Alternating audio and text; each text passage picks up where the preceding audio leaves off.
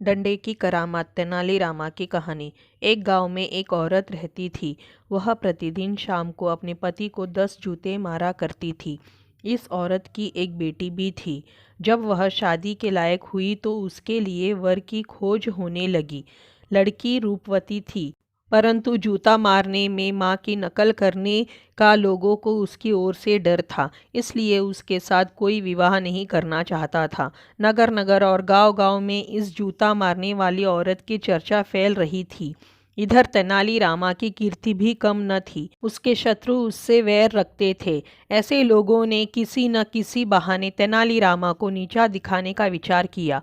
तेनालीरामा के रिश्तेदार भी उससे बहुत जलते थे, इसलिए उन्होंने भी अपना बैर निकालने के लिए यह अच्छा अवसर समझा। एक दिन तेनालीरामा सारे कामों से निपट कर अपने घर में बैठे थे। उस समय एक पुरोहित उनसे मिलने आया। तेनालीरामा ने उसको बहुत आदर पूर्वक बिठाया। थोड़ी देर इधर उधर की बातें करने के बाद पुरोहित ने कहा, वह रमाबाई अपने पति विष्णु शर्मा को नित्य 10 जूते मारा करती है। उसको तो आप जानते होंगे। उसकी एक रूपवती बेटी है, उससे कोई विवाह नहीं करता।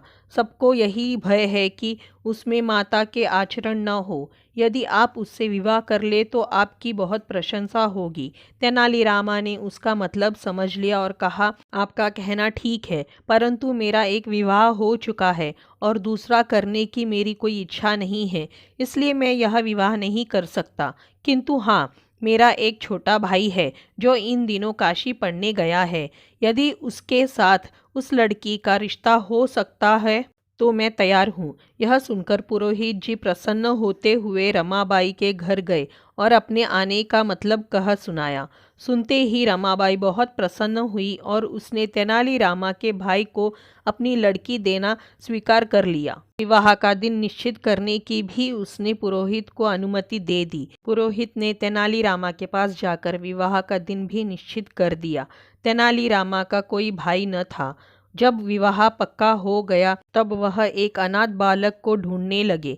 ढूंढते ढूंढते 2-3 दिन में उसको एक 20 वर्ष का युवक मिल गया जो बहुत पढ़ा लिखा था और पेट पालने की चिंता में विजयनगर आया हुआ था। तेनालीरामा ने उस युवक को अपने घर पर टिका लिया और एक दिन कहा, मैं रमाबाई की कन्या से तुम्हारा विवाह करा दूंगा और तेरे जीवन निर्वाह का उचित प्रबंध भी करा दूंगा, परंतु इन सब बातों के लिए तुम्हें मेरा भाई बनना पड़ेगा। यदि तुम्हारी इच्छा हो तो मैं उपाय करूं। तेनालीरामा की यह बात सुनकर युवक अत्यंत प्रसन्न हुआ। उसने यह सहर्ष स्वीकार किया। थोड़े ही दिनों के बाद विवाह की तैयारी हुई। जिस दिन लड़की ससुराल जाने को तैयार हुई, उसी दिन उसकी माँ ने एक जूता उसे दिया और शिक्षा दी, बेटी, जो तू मेरी सच्ची लड़की है तो मुझसे भी अधिक अपने पति पर प्रभाव जमा लेना। मैं तो हर रोज उसे 10 जूते मारती हूँ, परंतु तुझको बहादुर माँ की बेटी उसी समय मानूंगी जबकि तू अपने पति को 15 जूते मारेगी, और यदि तू मेरे कहने के अनुसार नहीं चलेगी तो मैं जन्म भर तेरा मुंह नहीं देखूंगी। लड़की ने यह बात स्वीकार कर ली। रमाबाई ने अपने पति को उसे पहुंचाने के लिए भेजा। लड़की के ससुराल में पहुंचते ही तेनालीरामा ने ऐसा रूप बना लिया जिससे वह थरथर कांपने लगी। उसके पति को भी तेनालीरामा ने चिड़चिड़े स्वभाव का बनकर रहने को समझा दिया था। तेनालीरामा और अपने पति इन दोनों के स्वभाव में चिड़चिड़ापन और क्रोध देखकर उस लड़की ने भय के मारे जूता चुपके से कोने में डाल दिया और मारने का विचार उस समय छोड़ दिया। एक दिन भोजन के पश्चात तेनालीरामा और युवक दोनों बात कर रहे थे।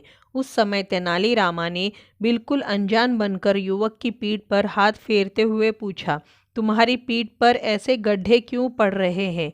यह सुनकर युवक ने सारी बात कह सुनाई। तेनालीरामा ने सुनकर बहुत खेद प्रकट किया और कहा, एक उपाय मुझे सूझा है, तुम कहो तो बताओ। उसने इस बात की हामी भरी। तेनालीरामा ने उसको 4 माह तक अपने यहाँ रखकर नित्य प्रति प्रातः काल सूर्य को साष्टांग दंडवत प्रणाम करते रहने के लिए कहा। वह तेनालीरामा के अनुसार नित्य प्रति यह व्यायाम करने लगा। तेनालीरामा उसको खाने के लिए अच्छा पौष्टिक भोजन देता था, जिससे 4 माह में उसका शरीर हुष्ट-पुष्ट हो गया। जब वह खूब हुष्ट-पुष्ट हो गया, तब तेनालीरामा ने लोहार को बुलवाकर एक सुंदर डंडा बनवाया। इस डंडे में बाँस के ऊपर उचित स्थानों पर लोहा लगवाकर उसको ठीक लुहांगी बना दिया। तेनालीरामा ने वह लुहांगी उसको देकर उसका नाम गुरु भाई रखा और काम पड़ने पर उसको किस प्रकार काम में लाना चाहिए उसको बतला दिया और घर भेज दिया। अपने पति को 5 माह बाद आया हुआ देखकर रमाबाई की लड़की हर्षित हुई। उसने 5 माह तक के जूतों का हिसाब कर रखा था। पति को हुष्ट पुष्ट देखकर वह मन में बहुत प्रसन्न हुई। यद्यपि वह बेचारा बहुत दूर से थका हारा आया था, परंतु उसको इस बात से कोई मतलब नहीं था। उसने आते ही उसको जूता मारने के स्थान पर बैठने की आज्ञा दी। बेचारा पति अपने डंडे को छिपाए हुए उस स्थान पर जा बैठा। औरत ने जूता मारने के लिए जो ही हाथ बढ़ाया, त्यों ही पति ने औरत को ऐसे जोर से डंडा मारा कि उसका सिर फट गया।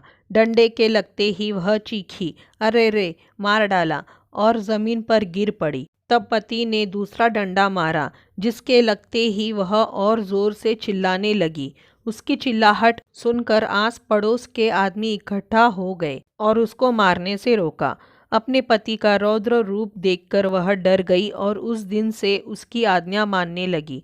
जब लोगों ने यह बात सुनी कि तेनालीरामा की युक्ति से युवक ने अपनी दुष्ट स्त्री से छुटकारा पाया है, तो वे उसकी बुद्धि की प्रशंसा करने लगे और उन्होंने उस दिन से तेनालीरामा से बैर रखना छोड़ दिया। किसी ने सच कहा कि डंडे के आगे तो भूत भी भाग जाता है।